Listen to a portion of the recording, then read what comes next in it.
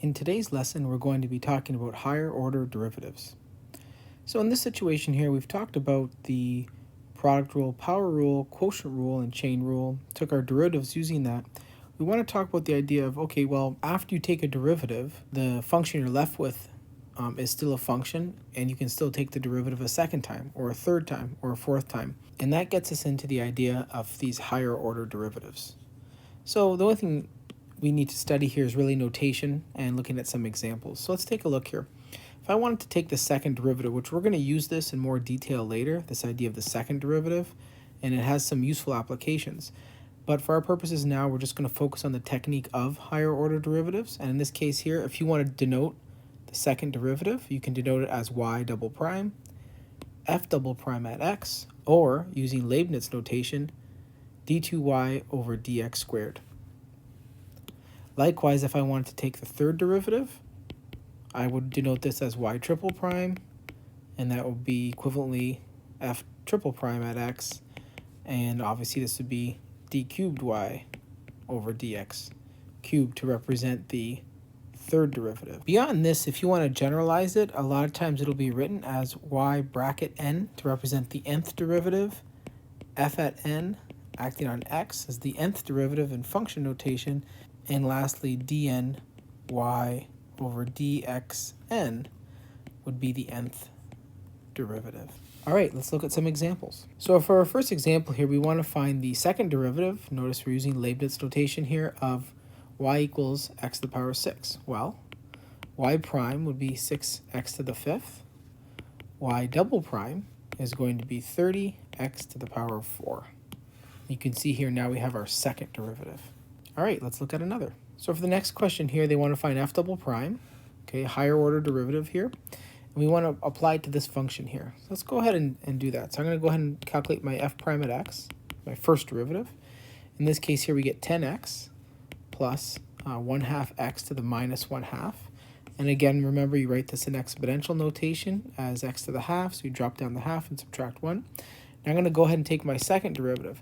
Now before you go ahead and do your second derivative, you should look if there's any simplification going on in your expression, in which case for this one here we do not have any, and I can just go ahead and take my second derivative, and when I do that I get 10 plus a half, keep that written down, and then you drop down the minus a half, put your x down and subtract 1, you get minus 3 halves. So cleaning this up, the second derivative of this function is 10 minus 1/4 x to the minus 3 halves. And now we have an expression for f double prime at x. For the next question here, we want to find f double prime at 1, given the function here, f at x is 2 minus x squared, all to the power of 10. So first step, we have to take our first derivative. So in this case here, f prime at x is going to equal, we're going to treat this as the power rule, but as not, so we're going to have to use the chain rule. So we drop down that 10, right, 2 minus x squared, now to the power of 9. And then it wasn't just an x, it's a 2 minus x squared. So you have to take the derivative of the inside, in which case we get minus 2x.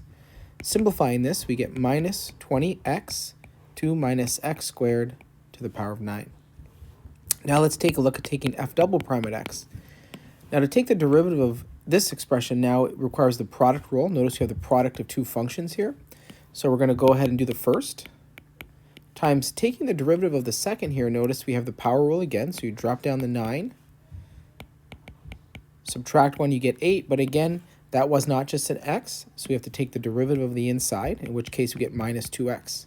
So this represents the first, times the derivative of the second, plus, write down the second term, in which case the second term is 2 minus x squared to the power of 9, times the derivative of the first. Take note here, the derivative of the first is minus 20x. So when I take the derivative of that, I get minus 20. Simplifying, we get f double prime at x is going to equal 360 x squared times 2 minus x squared to the power of 8 minus 20, 2 minus x squared to the power of 9. Now evaluating this, when x is 1, we get 360 times 1 to the power of 8 minus 20 times 1 to the power of 9 ends up being 340. Therefore, this problem here, f double prime at 1, is 340. So for this question here, we got g at x is 1 over the square root of 3x plus 4, and they want us to find the third derivative at 4 this time. So first of all, to take the derivative of this, we could do the quotient rule or the power rule. I'm going to go ahead and write this as 3x plus 4 to the negative 1/2 and use the power rule. So going ahead and taking my first derivative here, you end up dropping down the half, minus a half.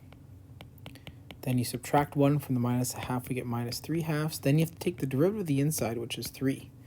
So therefore, g prime at x is going to be negative 3/2, 3x plus 4 to the minus 3/2.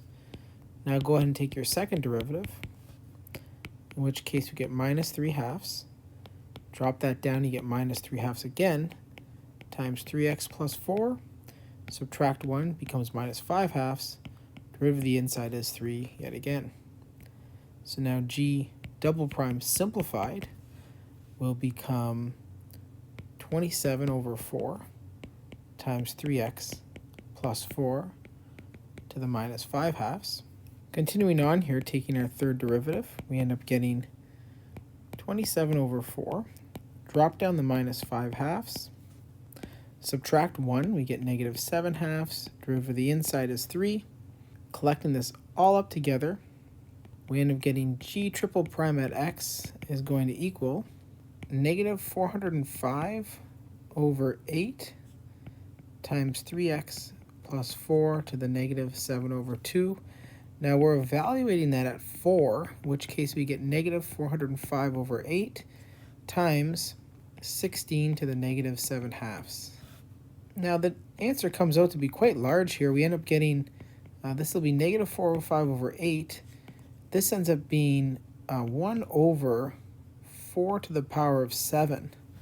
And if you're not sure how that's working there, what I did was I took I rewrote this as 1 over 16 to the 7 over 2, which would be 1 over the square root of 16 to the power of 7. And as we know, the square root of 16 is 4, so this becomes 1 over 4 to the power of 7.